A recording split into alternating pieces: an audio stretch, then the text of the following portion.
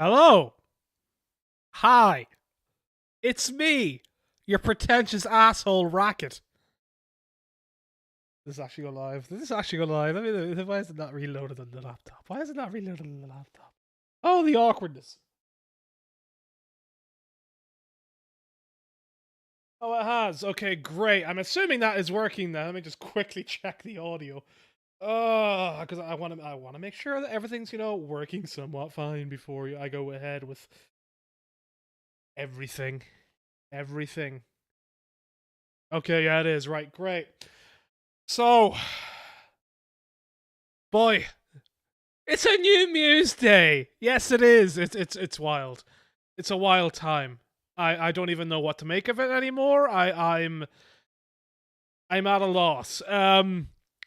So I should probably explain this first, seeing as this is like going to be the first one on YouTube of this particular whole bullshittery that I do and have done for quite a long while now. Probably at least like 6-7 years. Eight, maybe, oh god, it's actually close to 10 years or something like that. Did I do this for the second law? I might have done this for the second law. I feel like I did it at least for the second law stadium tour, but I've been doing like a lot of caroos on Twitter and just like posting me like talking about new stuff for anything from 5 minutes to half an hour. As far as like Muse stuff goes, and the occasional other song by bands. I think I did one on Dance with the Dead at some point, but I did them mostly just to talk. It was really a good way for me to like get used to talking a lot more, just talking a lot more back then, after a lot of weird weird issues. Let's just say that. So like that's why I started the whole like talking about music on Twitter. Like that was probably my just 10 years now. Yeah, 10 whole years. And the unfortunate thing is that Vokaroo deletes a lot of that stuff after 6 months. I think it's 6 months. So that has all been lost and gone forever. And kind of regret that. I think I uploaded one on SoundCloud at one stage, but it didn't take like big files, so that made things a lot more difficult. But yeah, so like I guess now I have my YouTube here now, and this is what I've been using for a few years now for gaming stuff, and I talk about Muse every now and then. And if you look back on my YouTube, my first like probably like 24 videos are all terrible potato quality stuff from like a Nokia N70 footage of Muse in 2008 and 2009. So why not throw up me talking about my first impressions of Muse tracks on YouTube and keep it here? That feels like what I need to do. It feels like it's part of me. It is absolutely part of me, and it's something I'm very passionate about. It's something I care about a whole fucking bunch. Love or hate them, I will talk about Muse for forever. Even if I didn't like another song that they ever released, if they released another 10 albums and I hated every song, I would just talk and talk and talk, because that's just how I work as a person. And when it comes to Muse, for the impression that they've left on me for the past 19 years of being a fan, 19 fucking years, Jesus fucking Christ. Too long. Too long. Way too long. Oh. Oh, hey, Gary. Welcome for the takes. Hi. I hope you enjoy them eventually whenever I get to them. It's gonna be fun. Hope you've enjoyed the new song too. I know that I hope you got your hands on that Flack as well. Lauren may have been very impressed by it as well. So yeah. I suppose to start this off properly, I should really onboard things, both in terms of myself and Muse. So, we're in a new era. What does that mean for Muse? What does that mean for Muse? Well, you see, way on back, things all started with one certain song. They really did. It came in there, it was the first one, number one, you might say. I'm sure this joke was done on the What Is Music podcast. So I'm not trying to steal from them at all. But it has to be done. So starting off the first era, we had one song.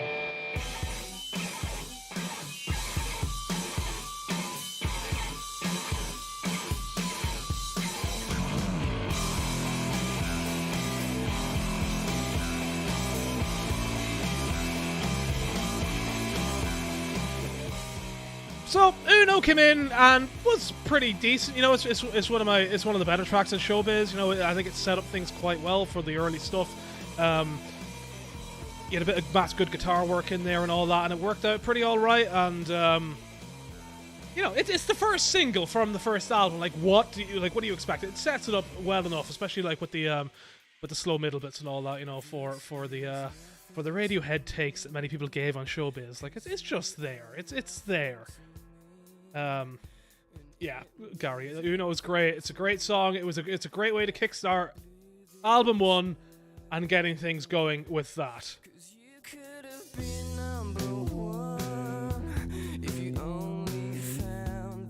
We move on though to what we had with the next one, and I still haven't onboarded yet, but the next song is where I first noticed Muse, because I got scared as shit by the video. Massively.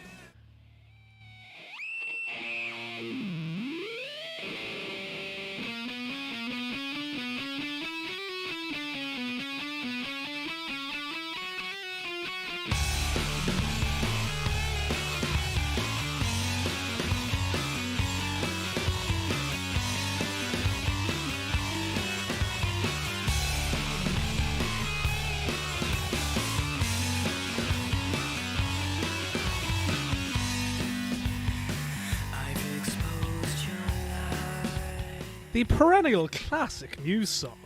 The one that everybody... anyone that knows early Muse knows this song. Even if it's in passing, it is this song. That riff.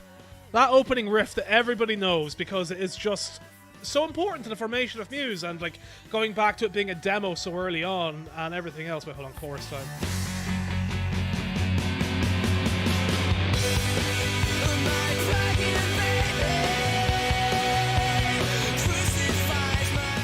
It still gets me every fucking time. But you know, it's the one that was played at like almost every gig. I'm sure that's probably the most played Muse song now.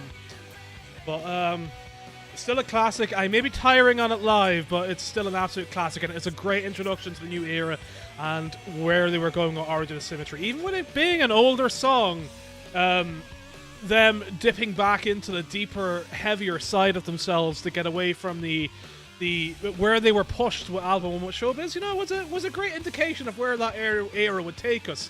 And now you may be expecting Absolution next, of course, because you know that is technically the next era. But we did have a midway point that will be important later on for reasons that will become a bit more clear.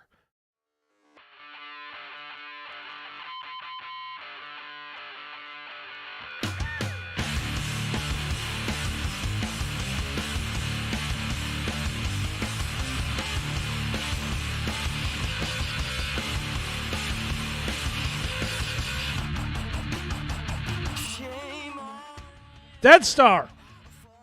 Again, that will be important later on, but it was a good midway point and showed that, you know, Muse were still producing a bit on the heavier side, and I feel that, like, including In Your World on that EP as well, helped a bit with like indicating where things were going with Absolution.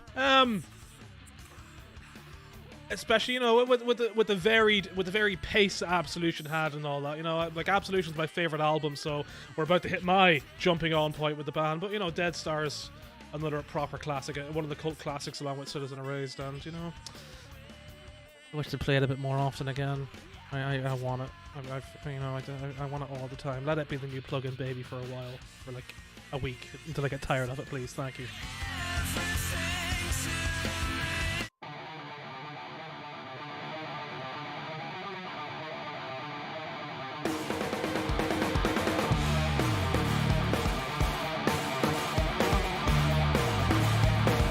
Stockholm, another really good smack of an opener to a new era and what to expect from where Muse were going.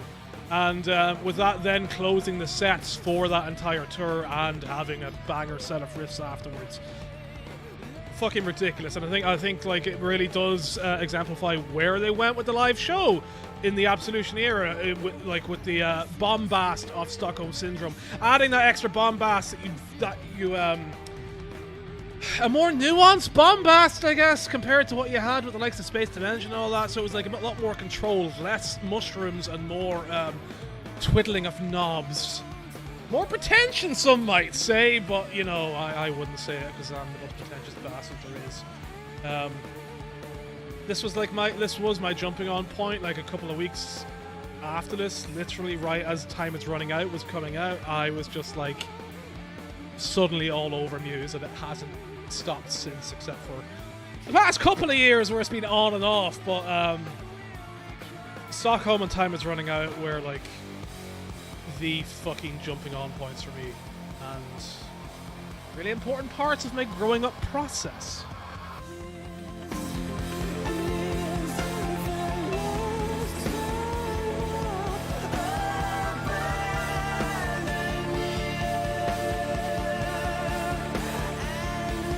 Well, Gary, you make an interesting point asking that question about possibility of Won't Stand Down being a set closer. I will get to that. Believe me, I will.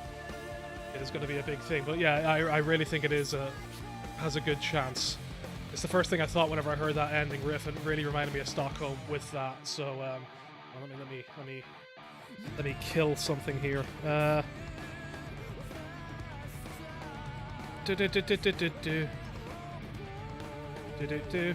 I on my wrong account? I am on my wrong account on my phone. Hold on.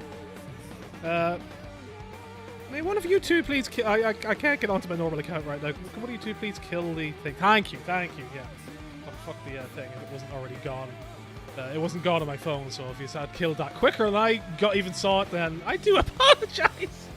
Oh, fuck me, I hate things. Right, anyway, Stockholm's out of the way now. Let's stop playing that and go on to the next slap in the face.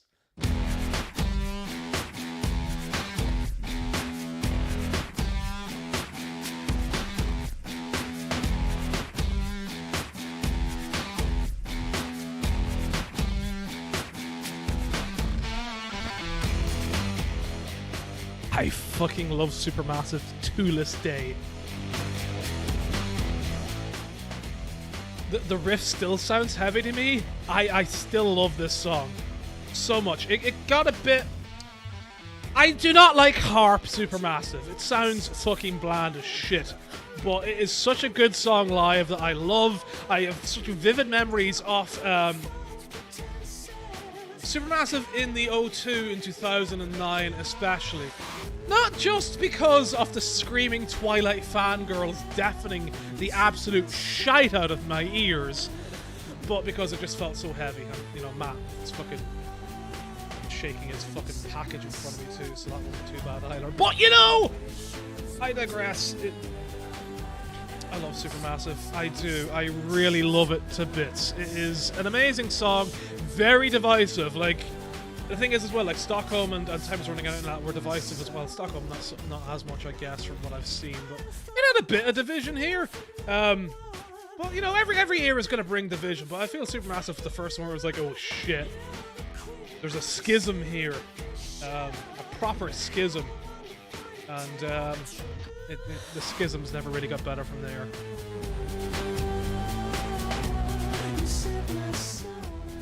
The thing about Supermassive is as well, like it really, you know, it showcased that they were definitely going down more the electric side of things. Like obviously Muse had already always used the arpeggios and all that sort of stuff, and different synths and that, but like Supermassive was definitely the sign of, here, we're going to go a bit more poppy here and there, but definitely lean more into our electronic side, which, you know, is a big feature of Black Holes and why it's moving up all the time into my favorite albums of all time.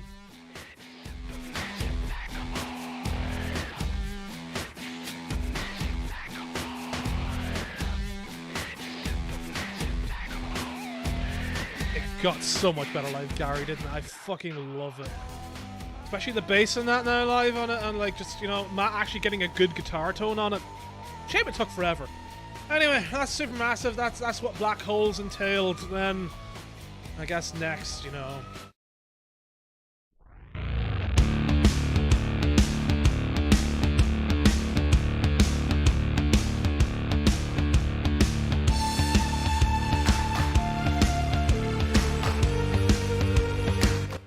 No, an episode of Doctor Who is not starting. It's Uprising. Muse going full mainstream American stuff. Taking real advantage of the gaining popularity from Twilight. And certainly their first major hit in America, you know, like, you know, at least the first one that I really noticed being played on like American sports every fucking week. You watched any NFL, NHL, or any of that, just you'd always hear that all the time. And you know, it's a good song. I really like it. I love it live more than I love it studio-wise, because end riffs are good. The end riffs have kind of died off, and I'm not a big fan now that Matt has stopped doing a lot of the guitar stuff and all that. And it's just, in a way, it's, you know, it's very obvious where they're going to Resistance from this song. Again, another slap in the face, and quite the good introduction to the era that was the Resistance, and where they went with the live tour and everything else. And it and Starlight then became the proper definition for what they've started doing live. So, you know, hopefully that changes.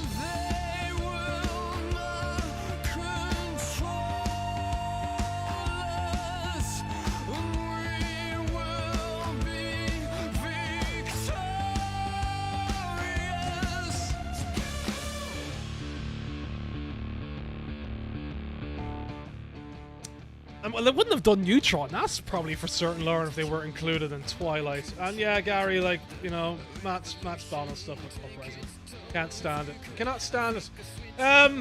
Next era, though, after the Resistance, is a bit of a twofold attack for reasons. I was debating whether to include one of them in this long, pretentious introduction for the point that I want to eventually make in, like, fucking, like, 3 hours from now. But, skip on. Survival, kinda, ish, with a second law, but not really. Bit of a taster, considering like it was like on the album and it was the first single, but I, just in my canon, I don't consider it the lead single just because it was so associated with the Olympics, because it was associated with the Olympics, and just shoved it on the album anyway and all that, you know. So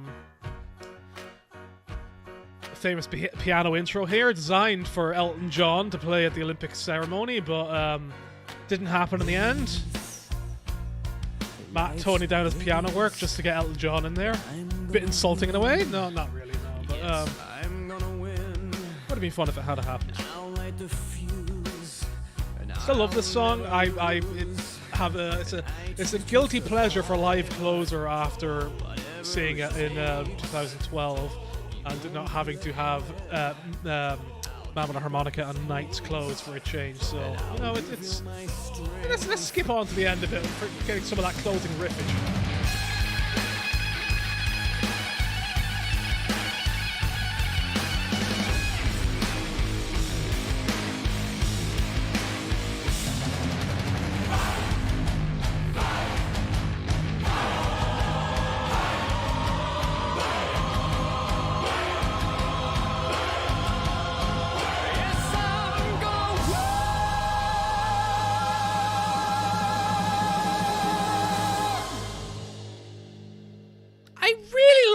Finishes. I like the pageantry of it. I like the lyrics being so cliche. I was able to almost predict them on my Twitter the morning of the announcement that they were doing the Olympics song. So, you know, it's nice to have predictable Matt at that point, because it helped my ego. The fact that it says Muse is a closer more often is a crime. They've said it's too hard to play live, like most of T2L. I can see it, yeah. You were trolling, didn't listen. Now I want to play that bloody video of that they did of Matt doing the I hold you in the what do you call it, in the bloody studio. But, you know, doesn't matter, because we're on to the next one now. That was Survival. Somewhat of an indication, I guess, because this I needed 2 songs for this, because, you know, I like the second law. But it's got a bit of madness for being all over the place theme-wise.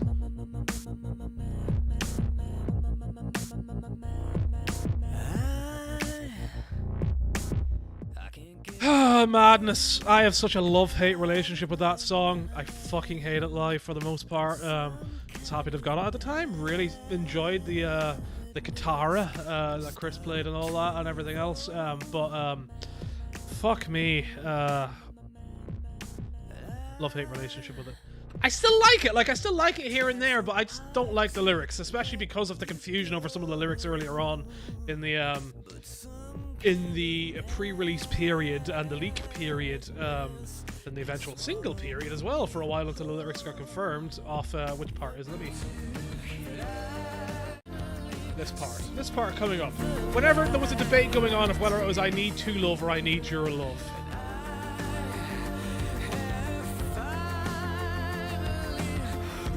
Come on, Matt, get to it. I don't want to be here all night, actually, even though I'm the one delaying this. There we go.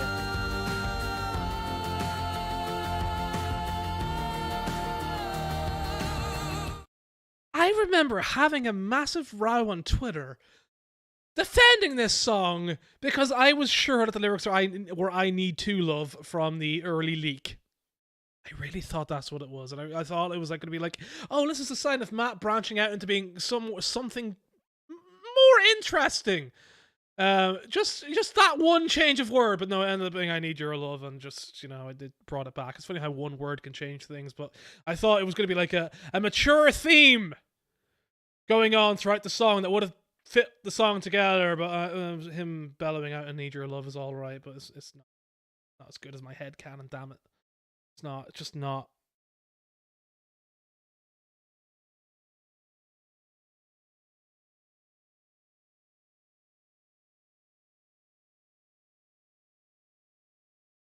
Oh yeah, they are about the same people, aren't they? Fuck!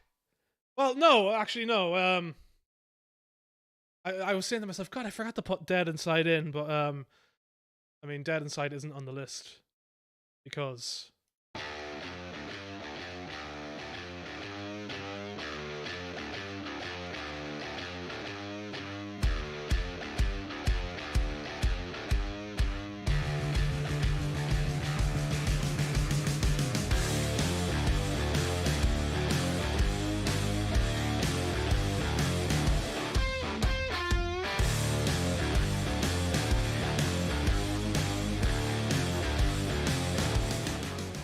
I feel Psycho representative of a lot of what happened with Drones. It was Muse trying to go back to rock. Talking about in the build up to the album about going back to rock. Implementing an old classic riff from live stuff. And, you know, I like Psycho. I need to be in a certain mood for Psycho. But I love Psycho. It doesn't match up to my three favourite songs from that album, which are Dead Inside, Reapers, and The Handler, but it's close behind. It's just maybe like a minute too long. Maybe. Maybe.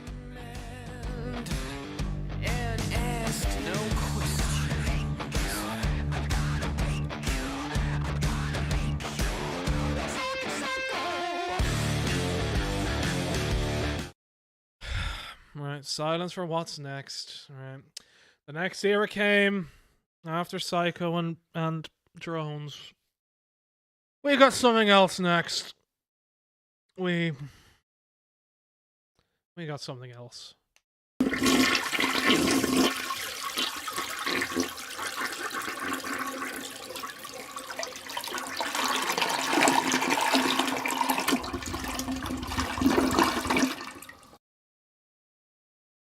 I wasn't sure if I played the wrong thing or not, but no, it was close enough. It was close enough. You can't tell me that farty bass isn't the fucking same thing as what I just played with the toilet flushing.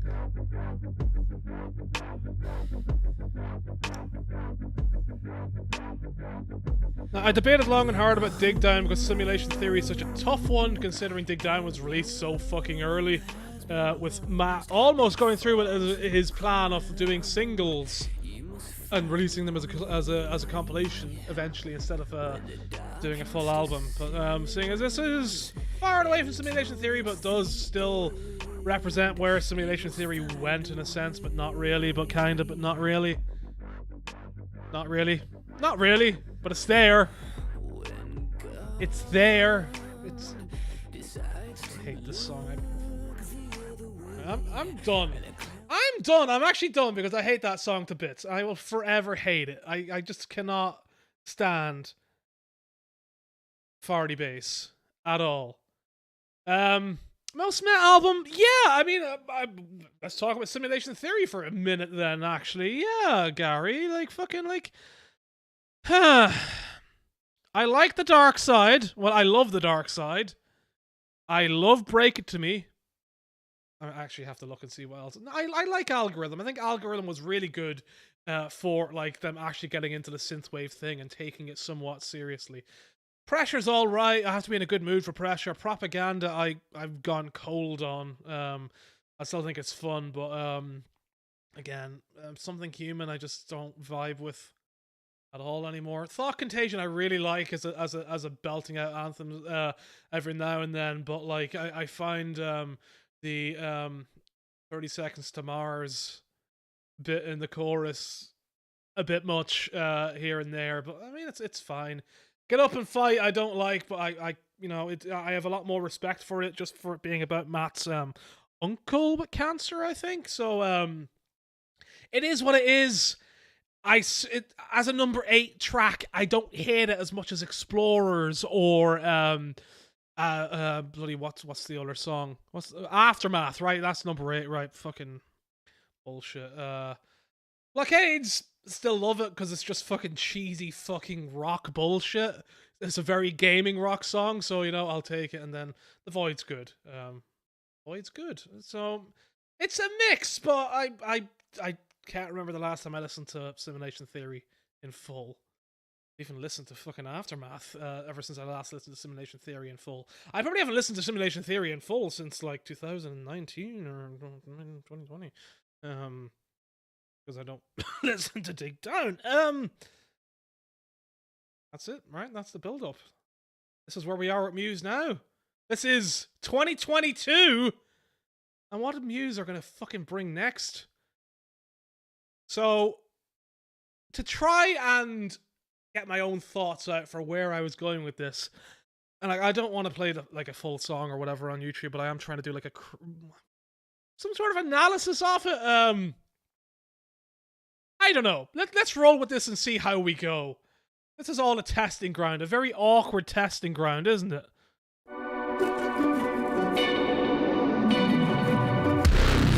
never believed that I would concede and let someone trample on me. You strung me along, I thought I was strong, but you were just gaslighting me. I've opened my eyes and counted the lies, and now it is clearer to me. You are just a user and an abuser, living vicariously. I never believed that I would concede and get myself blown asunder. You strung me along. So that's pretty much what they put out in their little video, their little thing teaser, the official teaser, outside of Matt posting his Tesla, and some audio of that on Instagram stories with his son headbanging away. But you know, that was the taster that we had as of a couple of days ago. Is it last week? When did they release that? I don't even remember anymore. Time is nothing. Time is nothing. But yeah, I've been listening to that on repeat since it released. Outside of listening to the new Dance of the Dead stuff and having White Lies on repeat all fucking afternoon before this song came out. And here we are. That is the full lead up and the taste that we got off Won't Stand Down. So I was intrigued, very intrigued by where we were going with the lyrics. I was really impressed with the lyrics whenever we got them at that point. I was really surprised. Speaking of, quick changeover. There we go. The official Muse lyrics page on muse.mu. So, let's get into it a bit then, I guess. Let's get into it a bit and redo the first 15 seconds. It would help if I turned the audio of the song back up. Hold on, professional here. Absolute fucking professional. Feels weird there's almost a 5-year gap between album lead single this time. Jesus Christ. I never thought of that. Fuck. I wonder if we would have had an album then. Oh, no, we probably would have had an album this time last year, right? If it had been Dang, that's still like 4 years difference. Shows the difference it makes whenever you release a song early, right? Well, whatever. Let's do this. Let's spew, shall we? I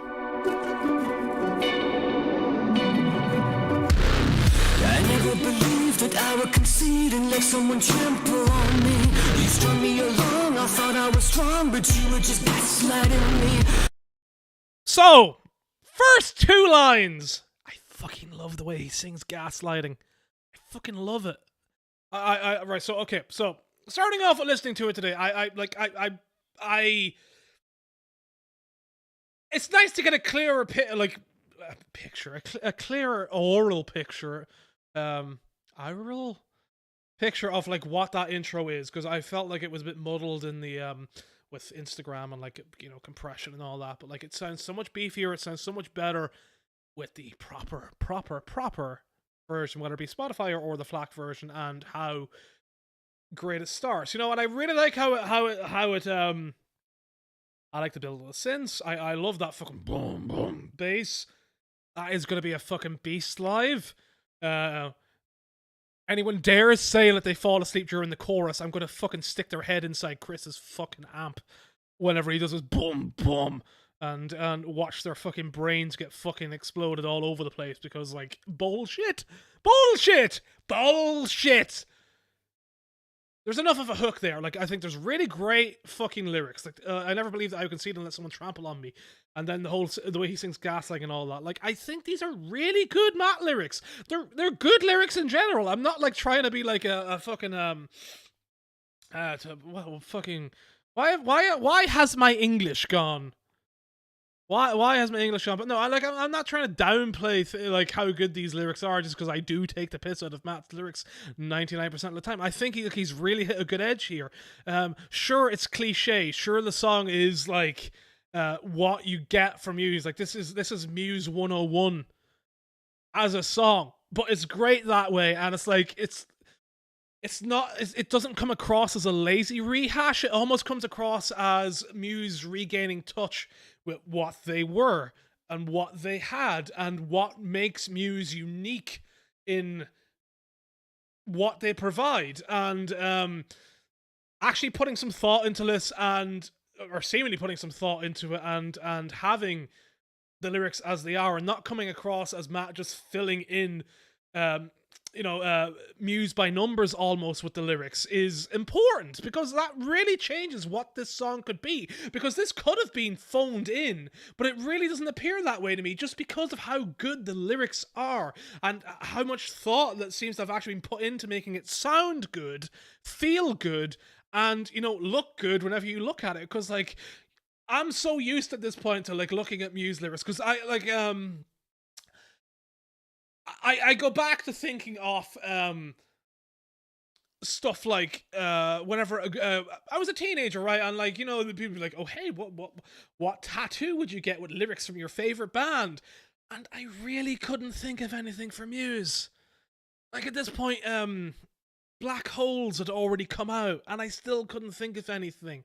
Those are their 4 best albums. Well, not 4, but show business, whatever. Those are 3 of their 4 best albums, and all that. And like, it's like, Matt's lyrics just get at me. Like, I love Matt Problematic, and I love some of the lyrics and all that, but there's not anything that I would put on me. I'm not saying there's anything from Won't Stand Down that I'd put on me. I'm just saying that he's actually hit a good mark for once. For the first time in a long time, except for some of the stuff on the Handler. And there's nothing on this song that really, like, makes me roll my eyes, which is a fucking miracle for Matt. That man has made me roll my eyes more than the fucking average goddamn D&D player rolls their fucking D12 or whatever. Jesus fucking Christ, or whatever the dice is called. Whatever. I'm on with it. I'm off. It's...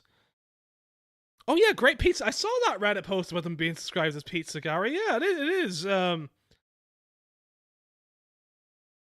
think that's the thing as well, Lauren. Like, if I delve deep into my Last FM, a lot of my most listened to Muse songs on Last FM may have been the instrumentals.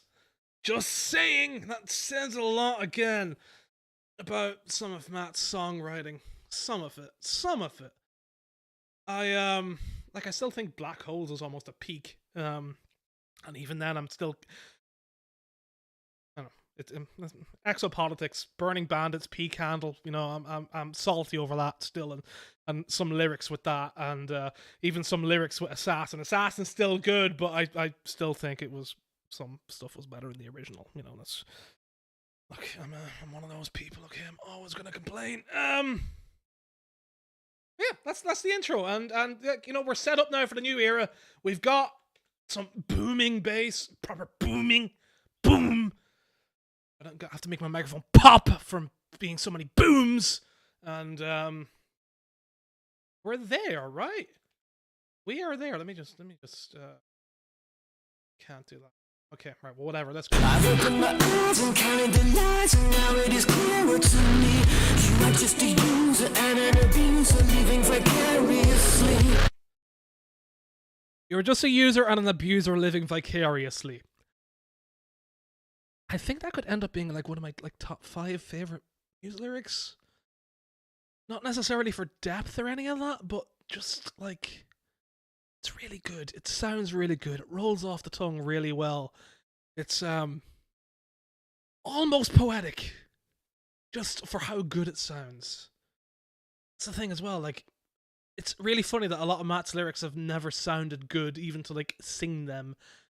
And it's just nice to have something that just rolls off the tongue well and feels good to say. We're gonna get bombed to that again in a bit, but moving quickly I never on. believed that I would concede and get myself blown asunder. You strung me along, I thought I was strong, but now you have pushed me under. Blown asunder and push me under is an alright rhyme, but I just like where he's going with this. He's like gone for really good sounding words, and it's funny as well whenever you contrast that with what we had on Simulation Theory with propaganda being Matt taking the piss out of his own speech impediment. I think that's the thing as well, is that so much of Muse's stuff has been so tongue in cheek that I'm going to end up repeating a lot of what was said in the What Is Music podcast at this point, but I'm not taking my points from there. But it's a really good podcast. Everyone should listen to it because they make a lot of great points about that. But like, Muse lacked a subtlety and a sincerity to their lyrics for so fucking long. It's just it's great whenever you're in a mood for singing out like you're in a fucking musical. Like you're on the West End stage or on Broadway and you just want to belt out any old shit and feel strength in your soul. I just had a flashback to something about saying that. But yeah, like, you know, you get that feeling of just, you know, like, you know, whatever, like, you know, it's just almost cliche bullshit. And like, again, this is Muse tapping into that well again off the invisible asshole on top and all that, but like it's got something to it. It seems like there's like a bit of a tail here, more of a tail. There's like Matt scratched something. Matt actually like got some of those nails and like scratched away at something to make things a bit deeper, you know? Like, it's what we need. It's what we need. It's what we need to go for, Matthew. Keep this up, please. If this whole album ends up like this and like we get more depth, because it really is reminding me of like a bit of Black Holes, and almost like the pre-Black Holes era in terms of like some of the stuff with exopolitics, burning bandits. Could be in for a good one. Maybe the pandemic and the protests and all that convinced Matt to do something a bit better. Because I mean, like, you're never gonna get any, you know, you're never gonna get lower than what we had with drones, with everything being a fucking gimmick to get drones in.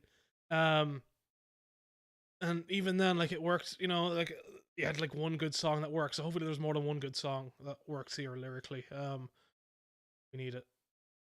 We need it. We do. We need it. We absolutely need it. I'm just gonna keep saying it. We need it. I'm off in a trance. I'm automating what I say right now because I'm just fucking thinking about how much we need them to keep going with this and how good it needs to be. Oh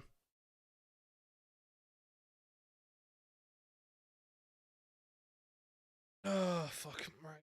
Oh, I'm just thinking about how much I want this to be right now. I've opened my eyes and counted the lies, and now it is clearer to me. You are just a user and an abuser, and I refuse to take it. Let's just keep going for a second.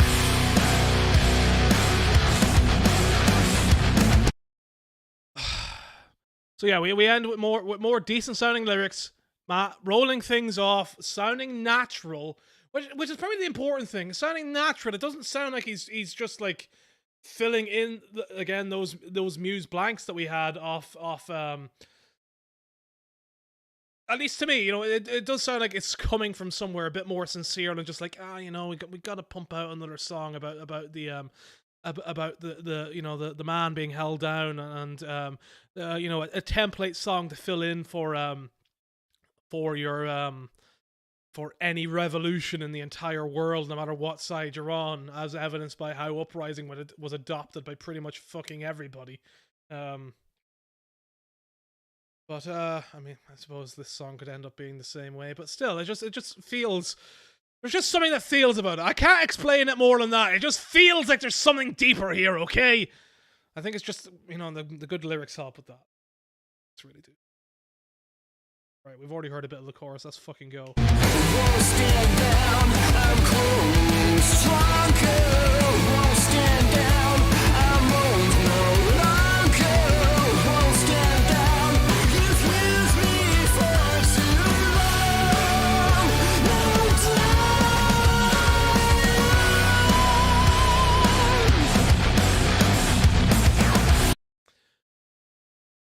I actually want to stop there because I forgot something as well that I want to get back to in a second, but fuck me, I love that chorus. I love that chorus. Why? It reminds me of Absolution Muse. It is fucking template Absolution Muse. And it's a good template, and I wish they'd do more of this shit. And I really love it ending with Now Die Alone. You know, I feel like that's just an extra punch that Matt is throwing in on top of what they do for Absolution to like really cement some like anger behind this. And I'd love to know like what he really wrote it about, and like what was in his mind whenever he wrote it. You know, unless we're gonna end up with like another Plug and Baby situation where he'll never properly remember and ends up being something about cloned puppies. But there's something there, and I do love that. Just Now Die Alone, just the way he sings, and it feels so good. And I love the "I am owned no longer" line. Somehow it feels very Muse, but it feels very different to what Matt would normally sing. It feels like he would have went for like a simpler line at some point. And not to say that it isn't simple. I'm just saying that like it doesn't come. Some of the lyrics aren't really as predictable as I would say. I think that's the thing. Like going back to whenever I predicted so close to what Survival was going to be and where Matt would go. It's you know, I feel like there's just a lot of like left field choices here. Like if you listen to Muse a lot, you're just gonna like hear this song, it's gonna like, ooh, what is this, Matt? Matt, what are you doing? Ooh, Matt, ooh, I like learned a few new tricks on your trip to Bangkok, didn't you? This was good. But yeah, like it's just, you know, it's just how it feels now. It feels like he's grown. He's no longer a hobbit. He's a mega hobbit. It's amazing to see, and I'm really proud of him. I really am proud of him. And I don't mean to be condescending at all. That's the word I was looking for earlier. Condescension. How can I not think of it? I don't want to be condescending to him because that is not the thing. I am genuinely, sincerely impressed by Bellamy. I don't say that too often whenever it comes to lyrics. I am genuinely impressed with where he went with this.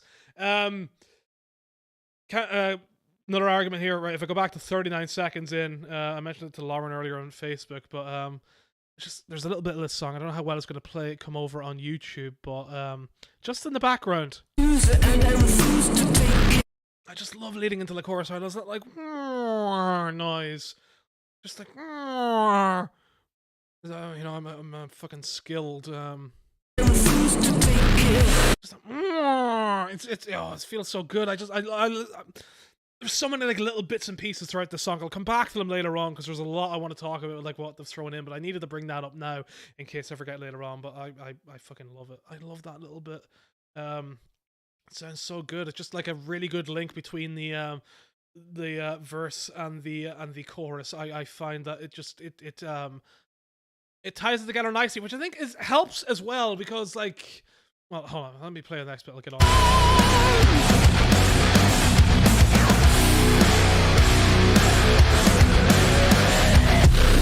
Now I'm coming back, a counter-attack. I'm playing you at your own game. I'm cutting you out, a shadow of doubt is gonna hang over your name. I've opened my eyes, I see your disguise, I will never see you the same. I know how to win before you begin, I'll shoot you before you take aim.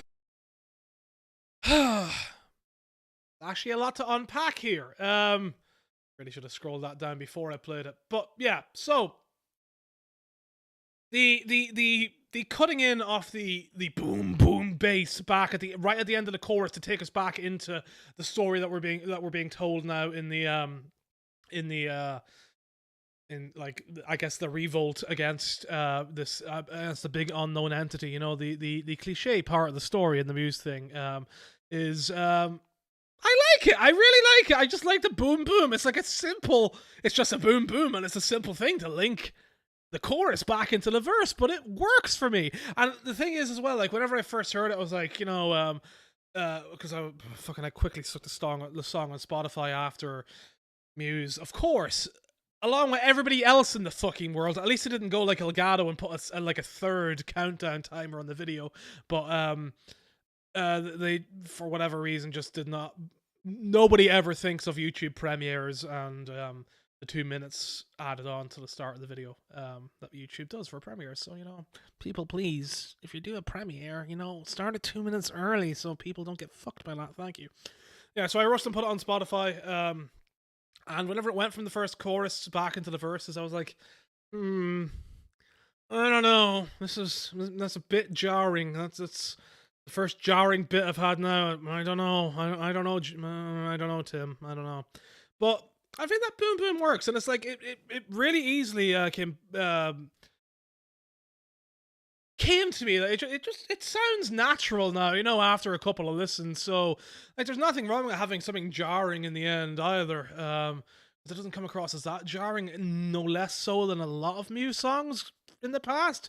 Some of the Stockholm, like, I thought Stockholm Syndrome from the verses and riffage into the chorus was a fucking ridiculous thing for like the first 5 times I listened to it, and then I got it, then it clicked, and it's a typical Muse thing again. We've seen it with Dead Star, we've seen it with so many songs where some of the verses sound a bit strange going into the chorus, I think, but it's fine.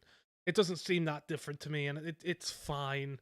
It's good. The boom boom helps, okay? I will stand by the boom boom, and it's all about the boom boom. It's all about it. And then we go on to some great lyrics again. I love the "I'm cutting you out," a callback to the which one is it that's a callback to? Which line is it that's a callback? Well, whatever. I love the counterattack stuff here. I love that "I'm cutting you out, a shadow of doubt is gonna hang over your name." That's really good. That's really good.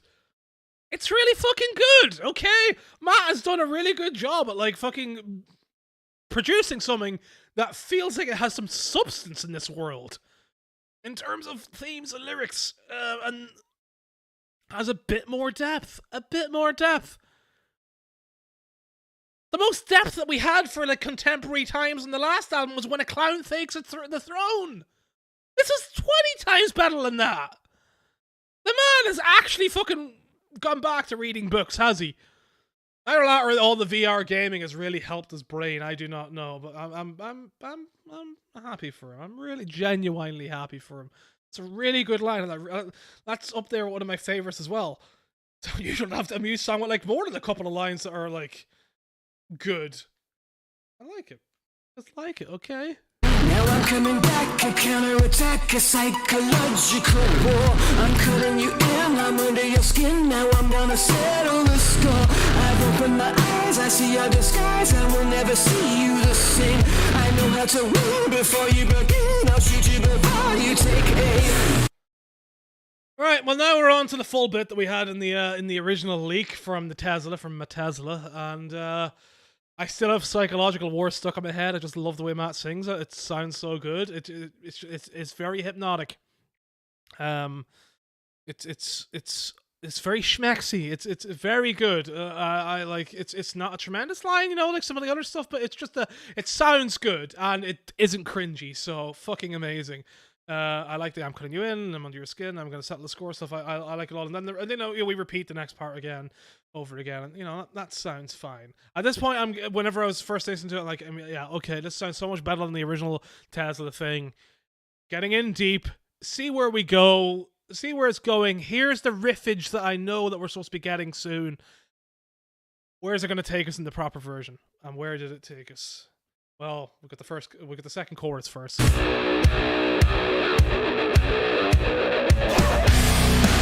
I love that screaming yeah. Won't stand down, I'm growing stronger. Won't stand down, I'm old no longer. Won't stand down, you've left me for too long.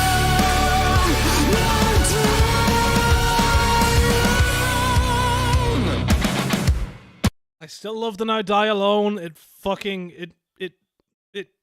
It tingles me in places. It just does. Yeah, I'm amazed Soul wasn't mentioned too, Gary. This seems like the most amazing song for Soul. That's another reason why I feel Matt pushed the boat out and didn't go fully down the usual Muse cliches, because there was no Soul, and we have to commend him. It's amazing. I can't believe he did it. I cannot. I can't. I'll get back to more of the chorus stuff in a bit, but we can skip over some of the next bit after.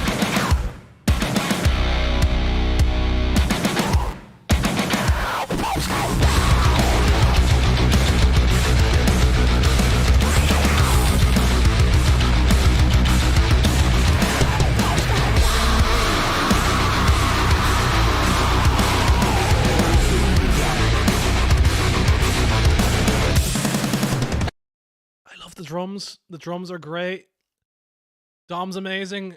Dom's drums are so important to me, and he's done some really good work here, and the drums sound really great.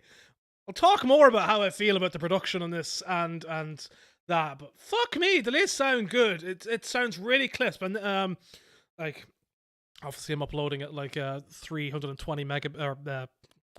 Imagine if I was uploading 320 megabits per second audio, kilobits per second audio AAC to YouTube. That probably gets compressed down, seeing as I think they suggest 192, 128, 164, somewhere in there. But this is off the FLAC. FLAC sounds good. The 24-bit FLAC off one of the amazing sites for audio files, and there's just such a crispness to the sound of the drums that lacks in so many songs of Muse over the years, and that they finally started fixing since the Second Law. The Second Law being the start of it, where their production and just general sounds of instrumentation fucking went galactic with being amazing. But I'll talk about that more in a second. Let's we've got the verse. We know what the verse is. Chorus.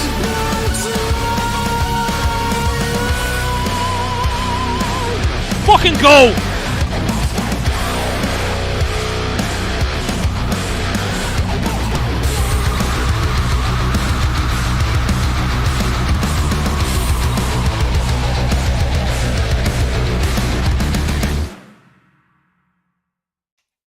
I love that outro. I fucking love that outro. Oh my god,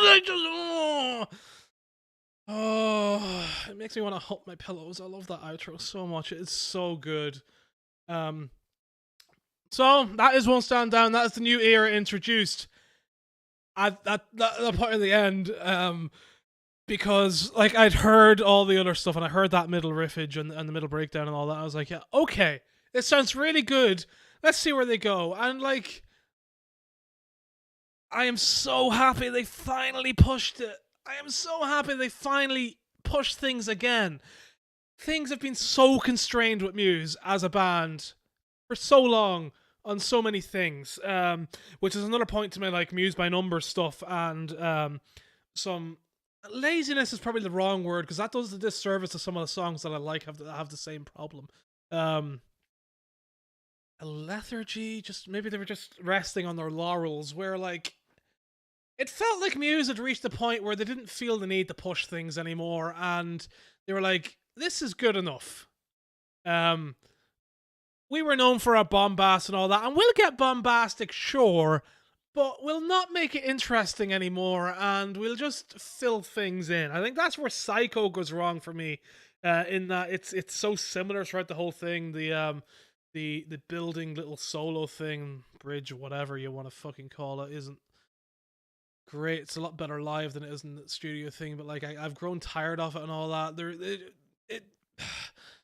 Muse lost a lot of what made them interesting, I think. The end of the song reminds me a lot of Take a Bow and that final push. And I wasn't expecting them to go as hard as they did with the outro. Now, obviously this outro is going to be extended. I say obviously, maybe they won't do it, and maybe they'll be too old and too tired for it. But it feels like if this was Absolution era Muse, Origin era Muse, that outro would be extended for about fucking 5 minutes at big gigs and 3 minutes elsewhere for the average leaving. Like we're like I'm obviously thinking of like end of Earl's Court or end of Glastonbury 2004 Stockholm in terms of extra riffage and throwing in other songs, riffs and all that for stuff. Like that's what that outro evokes to me, is going somewhere into Muse's past and getting what they used to do in pushing songs. The song that I'm thinking of most whenever that disappoints me most, that showcases Muse so much in the other way, is The Globalist, and how the middle section just does not go far enough and doesn't last long enough. There is no satisfying climax to The Globalist, and it doesn't fucking help that they go in with another fucking cover of a classical artist with Matt's Elgar piece at the end, and I am very unhappy with The Globalist now. I get more salty about it as the years go by, and having this song actually go above and beyond my expectations, where I'd been wondering, I've said it so much to fucking Lauren and Gary, and I've said it on Twitter and everything. I have said how I was dreading the final song because I'd liked it so much, and I was dreading if it didn't go any deeper than that middle bit. I was dreading it because that feels like that would be so Muse from the last four fucking albums. This is different. This feels different. It was like, it just felt like, yeah, sure, why not? Why don't we just fucking go for it? Fucking do it. Fucking just get in there and just fucking, I'm getting a Lauren Beautiful South moment here. It's just like, fucking, yeah, fucking get in there. Just fucking, I want to, fucking fist pump in the air and everything. It just sounds so fucking good, and I love it. I love it. It fills me with so much joy to have Muse do that again. To have something like an Assassin or an Assassin Grand and Megabosses kind of thing with some of the pushing, or like Take a Bow is the obvious one. From the What Is Music podcast, it reminds me a lot of what happened with Apocalypse Please, and how they talked about how it was like the same level, like while it went, while, you know, I think Adam said something like if it starts at a 10 and stays at a 10, then it's like it's meaningless. Probably wasn't the word that he made, but like it certainly takes away from the bombast of it. Whereas this is just such a Muse song. This is such a Muse song with good lyrics too. Like, how can I not love this? This is such a classic Muse song. There is so much to love that is like right in there with what was with the three albums that are the most important to me. And I am clutching to this for dear life because I love Reapers. I love The Handler. I love like the likes of MK Ultra and all that. And like I have other songs, but this is the closest I have personally felt to what made me love Muse as a teenager.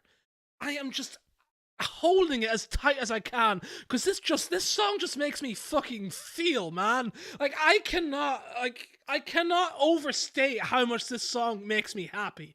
To have Matt do the lyrics like he did, and to have Chris, Matt, and Dom be on top form and sound so good, and to have a good studio version too, to have the instruments actually sound crisp, clear, separate, is fucking amazing. So, like, all the ingredients are here to be a classic Muse song for me. Like, obviously it's early days. Like, this is the whole point of this fucking stream that I wanted to do, is to get my early thoughts in and get them out. But like, my heart, I'm like the Grinch. My heart like grew like 5 million fucking times today, because just like this is the Muse I want. This is like, I don't care what they do, for like filler on the album and all that. Like, because you know every album has filler, and some of it is far better than the others. And like, you know, like, Origins filler is really good. Absolution's filler's 99% good. Black Holes, I think, you know, the more I think about Black Holes, the more I love every song on that album. So I can't even talk about filler there. But I'm in a very Black Holes era mood this past like 18 months. So that's, you know, I'm a bit biased at the moment. We'll come back to that one year. Maybe for like the 20th anniversary in 4 years' time. But there's just something in this song that gives me hope. That gives me hope to reclaim something. And even if it is just this song in the end, then, you know, it'll be disappointing. Like, it'll be disappointing if there's not something else on the album where like I can truly clutch to and be like, oh yeah, like this is like that bit from that song. And I'll get onto that again in a minute, for like why I'm so attached to it for some of the older stuff. It's I don't know. There's just something about it. There is just something about it, that push, that rise, that ever elevating shit through it, and that sincerity that Matt seems to have with some of the lyrics, and how they've never sounded better production wise for me. A lot of stuff like it sounds good to me. I think the vocals sound good. I think everything sounds good. I think everything sounds mixed well to me.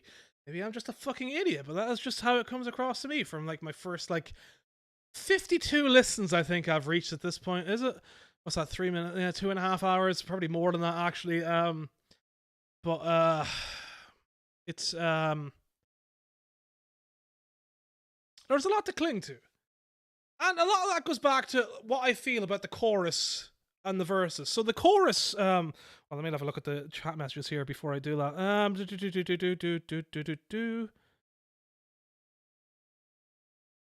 Oh right, well yeah, it was programmed drums, of course. Yeah. On Simulation Theory. That's right. Yeah. I keep forgetting that it's somebody that was like synthwave stuff. Maybe that's why I'm so attached to like the drums on this song. But yeah, I guess this is the part where I do get into more of what I normally did, like fucking like 5 hours later of what I normally do on my Bokaroos after my fucking emotional breakdown here over the song. So chorus wise, this song reminds me an awful lot of Butterflies and Hurricanes. It's and I think it's a better chorus than Butterflies and Hurricanes because it's not as cringy lyrics. Now, saying it's exactly like it. I'm just saying you've got that build, you've got that power coming through it and all that. You know, you've got the synthy strings in the background here, like the fully synthy strings adding to like an extra dynamic to it and all that. And you know, like let's shove on. Well, let's see if I go back here. Is this like a bit of the chorus? No, that would. Won't stand down, I'm growing stronger. Won't stand down. While I'm here, can I just say I love Chris's fucking backing vocals in the final chorus. They sound so good. I'm so happy. I can't wait to hear them live. I can't wait to hear this song live. It's gonna be mega. I'm old no longer. Won't stand down. You've used me for too long. I think like the way the guitar comes in and the tone of it just really is what helps at the end there for the final like line is really what helps me feel that Black Holes link. Black Holes, Butterflies and Hurricanes link, for fuck's sake. Butterflies and Hurricanes, right? Yeah, well, my brain is fucked. I've given too much love to this song and my brain's just dying. But yeah.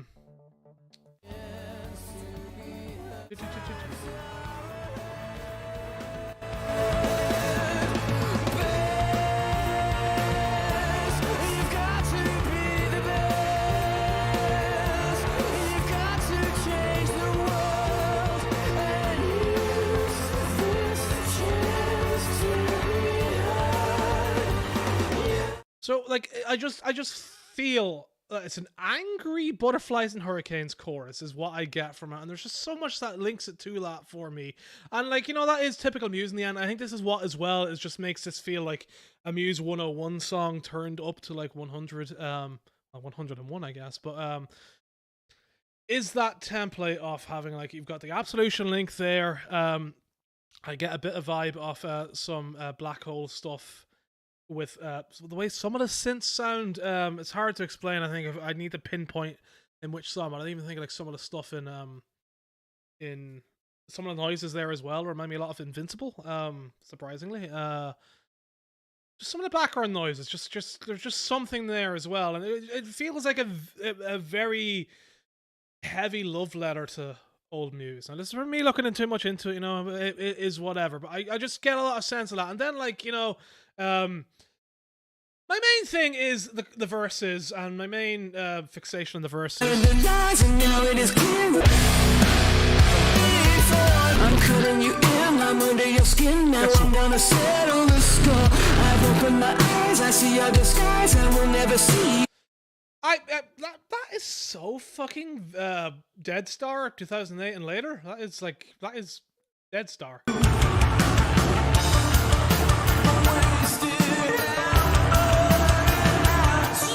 It's not exactly the same, but like just the general atmosphere and themes from it and all that just feels like what Muse ended up going with Dead Star Live in the end, and I'm here for it. I'm absolutely here for it. And that just makes me feel attached to that era as well. And there was also some stuff where you can hear like in the background in the second the second set of verses, similar effects on vocals to the end of Newborn and stuff like that. Which Muse have done vocal effects and all that, but I've never heard it like as blatant. I feel to being original style as it came here. Again, maybe I'm looking too much into it, but there's just so much here that just reminds me of old Muse, and it comes across as like again that love letter to old Muse, and it's not like what we ended up with the Handler, with the callback to Showbiz, where it's like, oh yeah, there's a link there. It's tenuous, I guess. This is probably tenuous too, but there's just feels something more to it there to me, and I'm hooked on it. I'm hooked on what this brings together as a song, and I'm hooked on that old style. I feel like I've seen banded about now that I think this is the heaviest Muse have gone, and that was like before the end, but I think the end is probably close. It certainly matches up with, I think, the old feels of Stockholm going heavy live, which is, I still think, like the heaviest Muse have gone properly in it, just like a fucking balls to the fucking wall, rock the fuck out moment, and where they could go live could match that. So that's really fucking cool. But it's a Muse song. It's a good Muse song. Is that all it has come down to for this past fucking like hour of me talking, is to just come out and say, it's a good Muse song? Probably, yeah. I could have just opened this and said it's a good Muse song and left. But I need to express feelings. This is my airing of happiness. I've had my airing of grievances for like 8 years now with this fucking band. 9 years now. Fucking hell, and time needs to stop moving. 9 years now. Almost half of my being a fan. Half of it.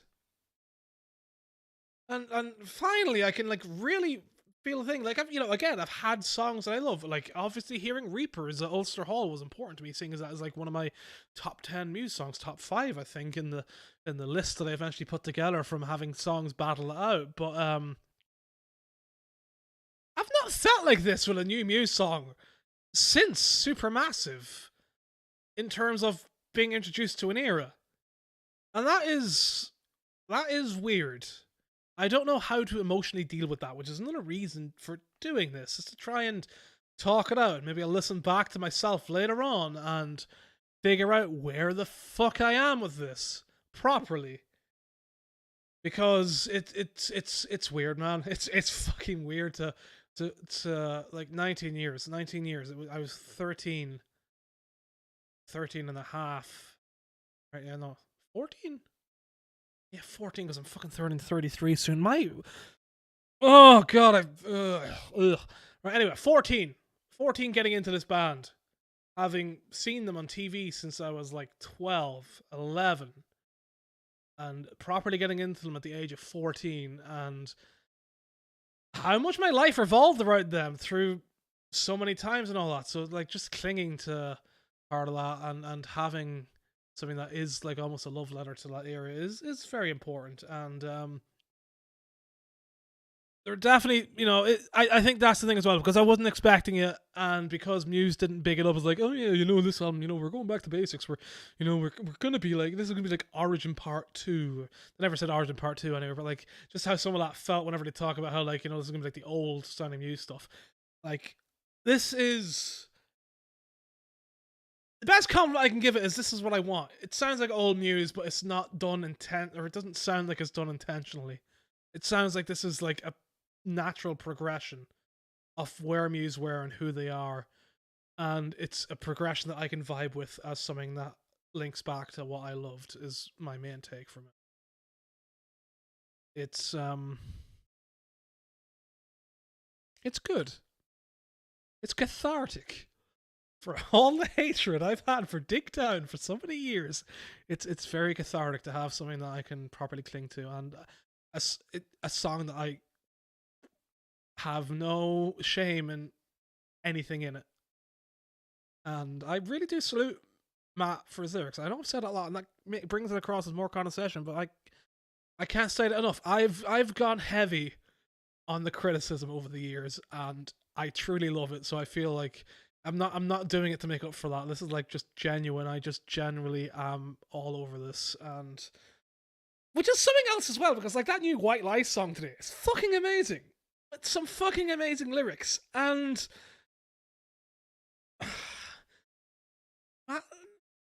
it's not far away from it. It's not as far as away as you might think. I think Harry McVeigh is like an amazing lyricist, and he's probably my favorite modern lyricist. So that's a major compliment for me to have Matt even mentioned. Like, oh yeah, it's not like, it doesn't make me want to like fucking like roll over and die to hear this, or to admit that I like this or whatever. So it's good. It's good. I think I've said all I want to say on it now. I've got out the feelings. I've mentioned the small things that I've heard so far. I need to listen to a lot more, but like, you've got all those little things that sound like old Muse there. It's this feels very much like it's going to be a classic Muse track for me. This really feels like it is going to be right there with like an Assassin and that, because there's actual meat to the bones. And it's always hard based on first impressions. I could come back in 6 months and be like, yeah, nah, it got old fast. But like, I still listening to it. There's just so many like interesting bits that pop out to me. It reminds me a lot of like listening to Assassin and like trying to pick out the depth of the barbershop quartet in the back, and to try and like pick out like just the little noises here and there and everything else. And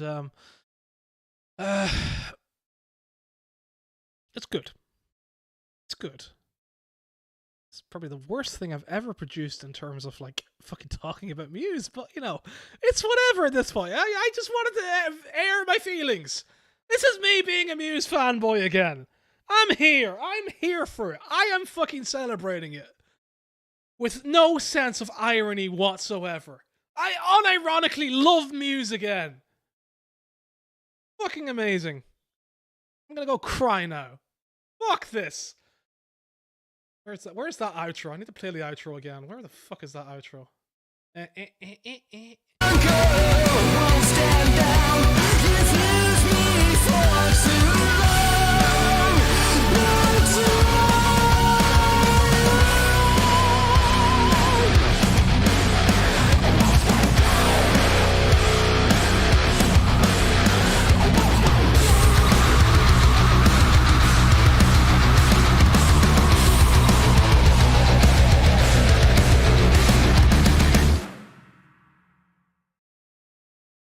For the record, I still barely hear Take On Me anymore.